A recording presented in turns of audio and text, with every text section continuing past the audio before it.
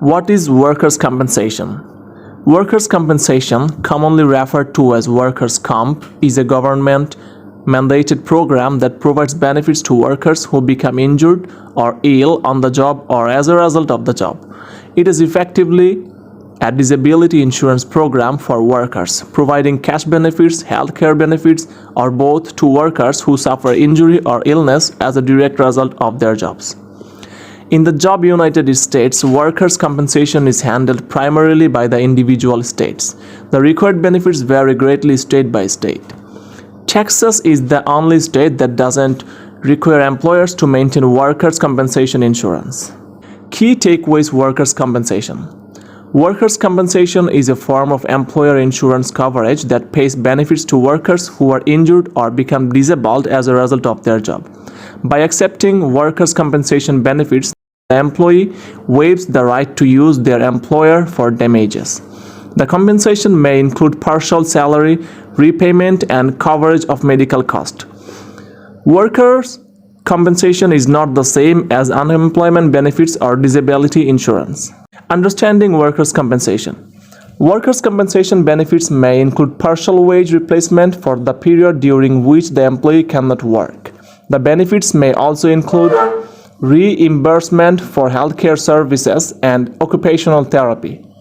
Most workers' compensation programs are paid for by private insurers from premiums paid by the individual employers. Each state has a workers' compensation board, a state agency that oversees the program and intervenes in disputes.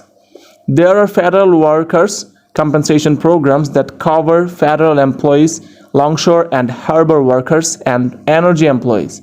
Another federal program, the Black Lung Program, handles death and disability benefits for coal miners and their dependents. Workers' compensation benefits. Requirements for workers' compensation vary from state to state, and not all employees are covered in some states. Some states, for example, exclude small businesses from the mandate for coverage. Others have different requirements for various industries.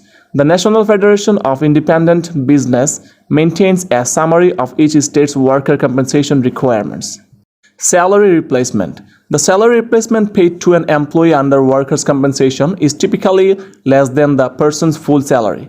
The most generous programs pay about 2/3 of the person's gross salary.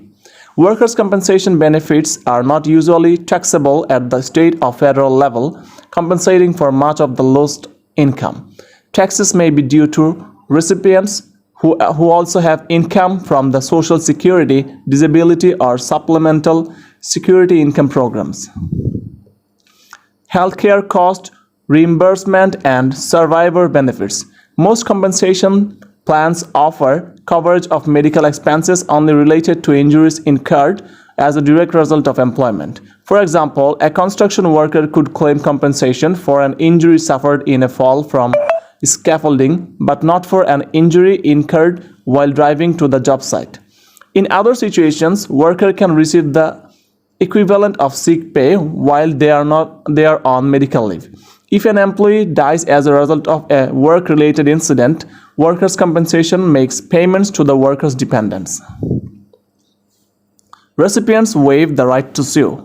By agreeing to receiving workers' compensation, workers give up their right to sue their employer for negligence. This compensation bargain is intended to protect both workers and employers. Workers are giving up further recourse in exchange for guaranteed compensation, while employers consent to a degree of liability while avoiding the potentially greater cost of a negligence lawsuit. Workers' compensation is available only to employees who are injured on the job. It is not the same as disability insurance or unemployment benefits. Special considerations. A claim for workers' compensation may be disputed by an employer. In that case, the Workers' Compensation Board may be asked to resolve the dispute. Disputes can arise over whether the employer is actually liable for an injury or illness. Workers' compensation payments are also susceptible to insurance fraud. An employee may falsely report that an injury was sustained on the job, exaggerate the severity of an injury, or invent an injury. In fact, the National Insurance Crime Board asserts that there are organized criminal conspiracies of crooked physicians, attorneys, and patients who submit false claims to medical insurance companies for workers' compensation and other benefits. Independent contractor exception. In most states, only regular employees are eligible for workers' compensation. Independent contractors are not. That was one of the main points of contention in the debate over a California ballot measure that sought to extend employee benefits to drivers for ride-sharing apps like Uber and Lyft 6.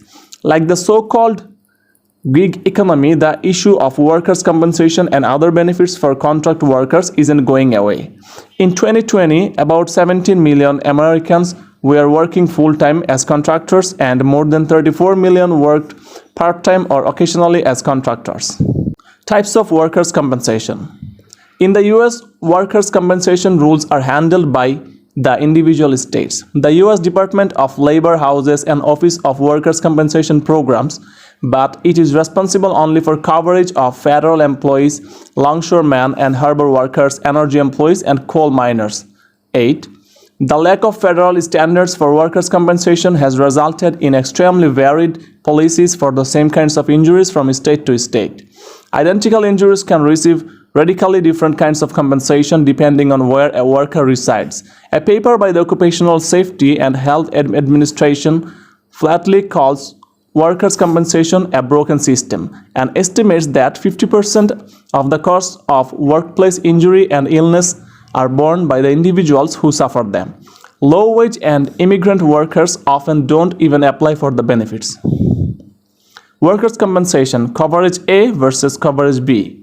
There are two types of workers' compensation coverage, coverage A and coverage B.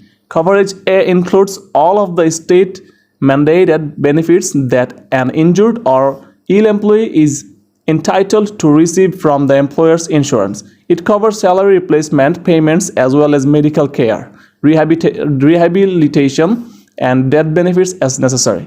All states except Texas have such benefits, although they vary widely from state to state, and many states exclude some employees from eligibility. Coverage B. Coverage B pays benefits that exceed the minimums required by coverage A. They usually are paid only as the result of a successful lawsuit brought by the employee for negligence or other misconduct by the employer. Workers who accept workers' compensation generally waive the right to sue their employers, agreeing to a no-fault contract in doing so. However, state legislation and court rulings in a number of states have restored the employee's right to sue in various strictly defined circumstances. Thus, an employer may opt to purchase a policy that combines coverage A and coverage B. Who pays workers' compensation insurance premiums? The employer pays workers' compensation insurance premiums. There is no payroll deduction as for Social Security benefits. The employer is required by law to pay workers' compensation benefits as established by individual state laws. How much does workers' compensation cost? The cost of workers' compensation insurance varies by state as do the mandated benefits. There also are different rates depending on whether the employees covered are performing low-risk or high-risk jobs. The fees for the insurance are based on the company's payroll numbers. Just as examples, in California, workers' compensation cost an average of 40 cents for every $100 in payroll for low-risk workers and $33.57 for high-risk jobs. In Florida, the average is 26 cents per $100 for low-risk jobs and $19.40 for high-risk jobs. In New York, the average is 7 cents per $100 for low-risk jobs and $29.93 per $100 for high-risk jobs. How do you apply for workers' compensation? The rules for applying for workers' compensation vary by state. In general, a worker with a job-related injury or illness should write down the details of the injury or illness in detail, with photos and the names of witnesses when possible. Report the injury or illness to your employer. The employer should take it from there, filing your claim with the insurer. You can follow through with the employer's insurance company to make sure that a claim was filed. If your claim is denied, you can appeal the decision with your state's workers' compensation board. Who is exempt for workers' compensation? Generally, only salaried employees are eligible for workers' compensation. Contractors and freelancers are not. Beyond that, every state writes its own rules. For example, Arkansas specifically excludes farm laborers and real estate agents from eligibility. Idaho excludes domestic workers. Louisiana excludes musicians, and every state requires employers to provide workers' compensation coverage to at least some of their employees. The states write the rules, so there are many exceptions and exemptions. Contractors and freelancers are rarely covered, and many states exclude certain professions from the mandate or otherwise limit the scope of the benefits. Most states have online sites that can help you determine if you are covered by workers' compensation insurance. For example, Florida's Division of Workers' Compensation has information on its program, links to the necessary forms, and a database that can tell you whether your employer has coverage.